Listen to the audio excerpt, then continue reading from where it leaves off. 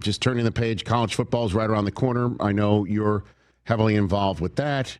I just find it silly, and I'm wondering if you do too. I know that I'm kind of leading the witness potentially, that the conversation of Arch Manning is being mentioned. Even to the owner of the Cleveland Browns, the Haslams, were standing there, and he's asked about, Arch being first overall, potentially material. So I'm just going to throw the question to you this way.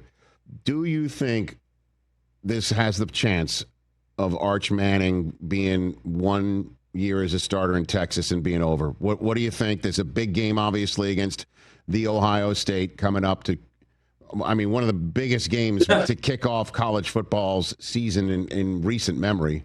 Mm-hmm. What your opinion of Arch Manning's 2025 season and the prism of that to the NFL, Louis? What do you think?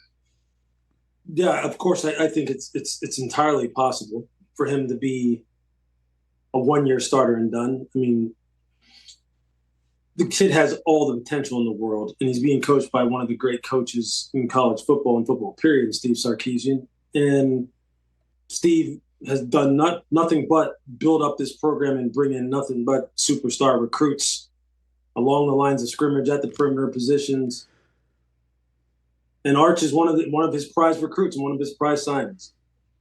We've seen guys come out of nowhere to become number one overall picks, in their time in college football. Joe Burrow jumps right to the forefront, right? I mean, that's just came out of nowhere, so to speak. Cam Moore did it this past year, although we knew he was good at Washington State. So, yeah, it could be that. It could happen that Arch is in and out of there, and people are trying to figure out how to trade up and get him. The body of work that he's put forth so far doesn't allow you to really project one way or another in a major way. I mean, otherwise you're just speculating unless you're down there in Texas watching them, practice every day. But, yeah, I think it can happen because I've seen it happen before.